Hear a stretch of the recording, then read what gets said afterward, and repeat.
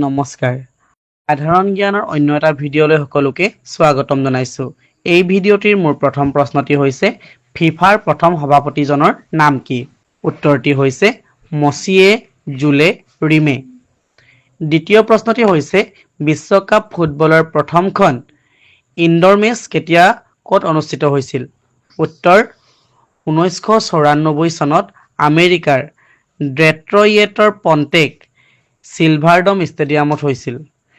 তৃতীয় প্ৰশ্নটি হৈছে ভাৰতৰ প্ৰথম ফুটবল ক্লাব কোনটো উত্তৰটি হৈছে কলকাতাৰ ডেলহাউসি ক্লাব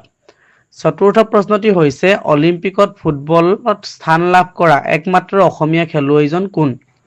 উত্তৰটি হৈছে কনক বৰদলৈ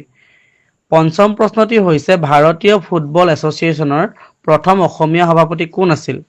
উত্তৰটি হৈছে নুৰুল আমিন এই ভিডিঅ'টিত ইমানেই প্ৰশ্নোত্তৰ আগবঢ়ালো সকলোৱে ভাল লাগিলে লাইক কমেন্ট শ্বেয়াৰ কৰিব আৰু মোক আগুৱাই যোৱাত সহায় কৰিব ধন্যবাদ জয় অসম